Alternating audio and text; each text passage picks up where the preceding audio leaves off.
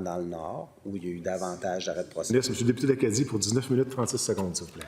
Merci, M. le Président. Alors, on va continuer avec la transformation numérique en matière de justice. Si je vous ai bien compris, M. le ministre, vous avez mentionné que le contrat qui avait été donné à CGI, c'était pour 6 ans. Est-ce que je vous ai bien compris? Oui, le contrat, c'est 6 ans. Donc, ce contrat-là, vous venez de le donner à CGI ou ça fait des années qu'il roule? Non, il y a eu un appel d'offres l'an passé. Il y avait des firmes préqualifiées, puis CGI a remporté le contrat. Donc, l'an passé... 17 janvier 2024. Très bien. Donc, pour 6 ans, donc je comprends qu'il reste encore 5 ans. On compte pareil. Parfait, excellent. Donc, dans 5 ans, je comprends que la transformation numérique et Lexus devraient être complétées? Mais en fait, dès l'année prochaine, dans le fond, au printemps, c'est prévu la livraison des premiers, puis le déploiement à l'automne. Fait que dans le fond, ça se fait en continu. Puis là, on va être Cour du Québec, dans le fond, en matière criminelle, puis il y a Cour supérieure, Cour d'appel aussi à déployer. Fait que, tu sais, la première phase qu'on a, c'est criminel adulte phase 1, puis ça nous amène en 2026. Parallèlement à ça, on a criminel adulte phase 2, qui part de 2025 aussi, qui va être livré fin 2027. Ensuite, matière criminelle adulte jeunesse, là, eux vont être livrés milieu 2027. Cour d'appel phase 1 2026. Matière pénale, elle arrive après. Elle, ça va être 2029. Puis en matière civile? Eh bien, comme je vous expliquais tout à l'heure, on va bâtir. Dans le fond, Lexus, le budget qu'on a, c'est sur criminel et pénal. Oui. Là, les modules se développent l'architecture va être là. Fait que quand on va être rendu à faire civil, on va pouvoir venir les ajouter à Lexus. Mais actuellement, là, sur le projet informatique qu'on a, c'est uniquement criminel pénal. Puis l'architecte... Cela étant, les procédures non contentieuses, souvent ça, c'est du civil, mais ça, c'est déjà en fonction. Même chose pour le greffe de la Cour d'appel. Le greffe de la Cour d'appel, c'est tout. C'est pas juste du criminel et pénal, ça existe déjà. Fait qu'il y a des parties de civils qui sont actives. Les actions collectives, ils vont être faites l'année prochaine? En septembre. Les actions collectives vont être faites en septembre. Ça, c'est du civil. En septembre 2025. 2025, oui. D'accord. Et donc, une fois l'architecture construite pour le volet criminel et pénal, selon vos estimés, l'architecture civile, les procès civils vont être capables de s'imbriquer dedans, puis il n'y aura pas de problème. Bien, je ne suis pas un expert en informatique, là, mais il va y avoir des travaux à faire, mais on ne part pas de zéro. Dans le fond, les outils informatiques vont avoir été développés. Ça va être moins long de faire le civil familial que toute l'architecture qui a été faite pour aboutir au criminel et pénal, parce qu'il y avait déjà une partie qui va avoir été faite. Donc, selon vous, en 2030, ça va être complété? Vous voulez dire avec civil? Oui. Je ne pourrais affirmer cela. Bien, si c'est pour 5 ans, puis que vous avez un contrat pour 5 ans, donc ça, le criminel va être fini, mais le civil, ça peut prendre plus de temps encore. Ça pourrait prendre plus de temps. Dans le fond, le mandat Lexus, c'est criminel et pénal. D'accord. Cela étant, quand on va être rendu au civil, on va avoir déjà un bout de fait à cause de la structure mise en place pour le criminel pénal. Ça va pouvoir venir s'imbriquer. Pouvez-vous me rappeler le nom de la compagnie qui va être responsable du traitement et du stockage des données dans l'info nuagique? C'est au ministère de la Justice. C'est le CTI? Centre de traitement d'information. Le CTI, ça veut dire le Centre de traitement de l'information. Et vous n'avez pas de compagnie privée impliquée dans l'info nuagique? Pour l'hébergement de la donnée, c'est hébergé. L'entreprise en info nuagique, c'est un assemblage avec des contrats. On n'a pas juste une firme, mais la traitance. Le traitement de la donnée, c'est nous, au Centre de traitement de l'information. Pour l'hébergement de la donnée en info nuagique, il y a plusieurs compagnies, notamment. Mais c'est tout hébergé au Canada. OK, c'est tout hébergé au Canada. Puis c'est qui héberge? Il y a plus qu'une entreprise. OK, il y a plus qu'une entreprise qui héberge, mais tout est au Canada. Si vous regardez dans les renseignements particuliers de l'opposition officielle à la question 136, l'entreprise infonuagique impliquée, on nous a répondu que c'était Microsoft Azure. Microsoft a des liens avec les États-Unis d'Amérique.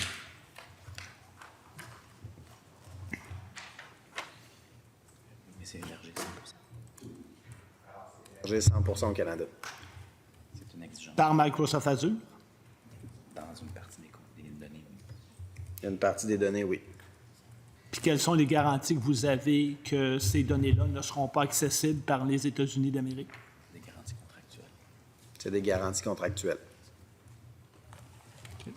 Et ça, c'est prévu au contrat. C'est écrit dans le contrat. Il n'y aura pas de partage d'informations avec un autre État. Ça fait partie du contrat. On me dit que ça fait partie du contrat. Fait. Je vous remercie. Toujours à la même question 136 dans les renseignements particuliers de l'opposition officielle, on parle de l'avancement budgétaire du projet qui est de 24 %. Ça correspond à quoi également? Spécifiquement, votre avancement budgétaire du projet de 24 Pour Lexius, Oui. C'est en lien avec le projet de gestion de l'audience numérique.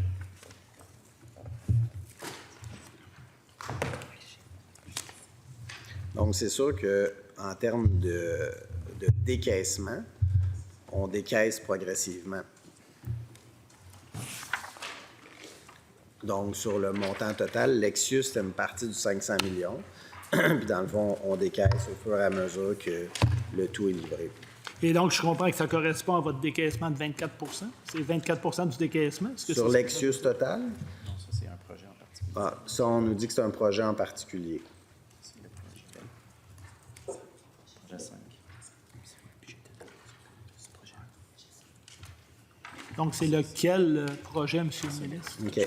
Alors, ça, c'est le dossier 5, gestion de l'audience numérique. Donc, lors d'audience, procès-verbal, diffusion de la preuve, ordonnance. Alors, donc, c'est la livraison de l'aménagement des salles, notamment pour la magistrature, avec les dossiers non contentieux. Donc, on aménage les salles aussi pour le volet criminel. Il va couvrir la diffusion de la preuve en salle d'audience, les confections des procès-verbaux, les ordonnances et l'acheminement de ceux-ci aux différentes parties. Fait que là-dessus, projet 5, on est rendu à 24 des sommes. Et ça, c'est un autre projet ou si c'est tout inclus dans votre 43,6 millions? C'est dans le 43, ça? Dans le 195. C'est Lexus, c'est un... Alors, c'est dans le 195 millions de Lexius. Tu sais, du 500 millions sur la transformation de la justice, il y en a quasiment 200, 195 millions qui étaient pour Lexius. Le 43 de tantôt fait partie du 195. D'accord. Puis celui-là, c'est un 16 millions. Puis dans le fond, il est segmenté en dossiers. Dossier 1, 2, 3, 4, 5. Puis là, le dossier 5, pour 16 millions, on est rendu à 24 Donc, on a dépensé 3,9 millions sur 16,1 millions. Et là, ce volet-là vise à assurer le déroulement de l'instance, gérer les enregistrements, gérer les communications, rehausser l'équipement bureautique. Exemple, on parle souvent des notes sténographiques, du repiquage, tout ça. Mais éventuellement, quand on va avoir Lexius, on va avoir les enregistrements. C'est ça. Et ces enregistrements-là dans Lexius, parce que présentement, dans les palais de justice, ma compréhension, c'est que ces enregistrements-là sont accessibles à la magistrature, mais à la magistrature uniquement. Est-ce que je me trompe? Le repiquage, c'est pas accessible. Je parle pas du repiquage, je parle de l'enregistrement.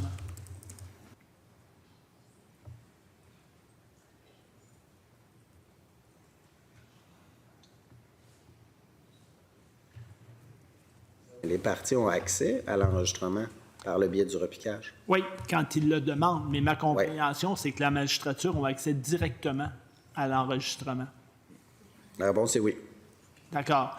Dans votre projet d'infonuagique, est-ce que éventuellement la poursuite et la défense vont avoir aussi accès directement? C'est pour analyser l'emporté présentement. C'est pas quelque chose qu'on a. Actuellement, c'est pas prévu, mais ça pourrait l'être. Parce qu'il me semble que quand on parle d'efficacité de la justice, c'est un outil qui pourrait faciliter le travail des parties, notamment quand des parties ont à présenter. En fait, c'est la défense qui va présenter une requête de type Jordan. Bien, ils sont obligés souvent de regarder tout ce qui s'est passé. S'ils ont un accès direct, évidemment, protégé, bien sûr. Il ne suffit pas de changer les enregistrements. Même chose pour le procureur de la poursuite. Ça sauverait pas mal de temps et de coûts et d'employés plutôt que de faire des demandes au greffe. Puis après ça, bien, attendre ou bien l'enregistrement ou les transcriptions. Puis après ça, présenter la requête puis la défendre du côté de la couronne, alors que ma compréhension, c'est que la magistrature a accès directement à ces enregistrements-là. Oui? Bien, c'est une bonne suggestion que vous formulez, puis on va l'étudier avec monsieur le sous-ministre. Il y a toujours une question de coût, mais votre vision est pertinente. Vous avez raison. Et je vous partage que ce n'est pas uniquement ma vision, mais c'est aussi des demandes que le barreau fait depuis de bien des années. Alors, bref, pour l'efficacité, ça pourrait être une bonne chose. Maintenant, ceci étant dit, au niveau des statistiques pour la gestion des cours, est-ce que la magistrature a accès directement à des statistiques ou ils sont obligés de vous en faire la demande au ministère de la Justice? Pour le contenu des audiences? La gestion des audiences.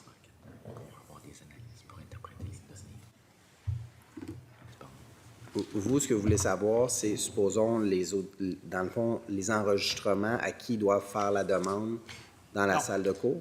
Au niveau, par exemple, du nombre de salles de cours, heures d'utilisation des salles de cours, les rôles, etc., est-ce qu'ils sont obligés de faire des demandes à la justice pour avoir, par exemple, un tableau de bord sur les délais ou autrement, ou s'ils sont équipés d'une façon indépendante pour avoir accès à des statistiques puis être capables de, évidemment, évaluer puis suivre la durée des audiences?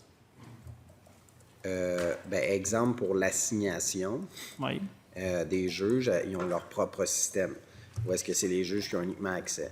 Pour la donnée, supposons les données sur l'ouverture des salles de cours, fermeture, le temps d'utilisation, c'est dans les données du ministère de la Justice. Alors, c'est le ministère de la Justice qui dispose de ça. Cela étant, quand on va avoir l'exius, les tribunaux vont pouvoir demander de recevoir directement, supposons, les données qu'ils souhaitent recevoir. D'accord, sans passer par le ministère de la Justice. Bien, c'est parce qu'actuellement, nos systèmes sont tellement anciens que ça prend une expertise pour extraire, supposons, certaines informations-là. Ça prend de l'intelligence d'affaires pour le faire. D'accord. Je vous remercie.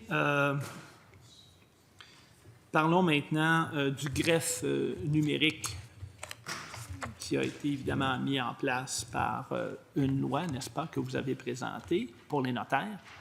Vous êtes rendu où avec ce projet-là? Qu'est-ce qui a été mis en place? Comment ça fonctionne? Est-ce qu'il y a eu des coûts? Et quels sont les coûts?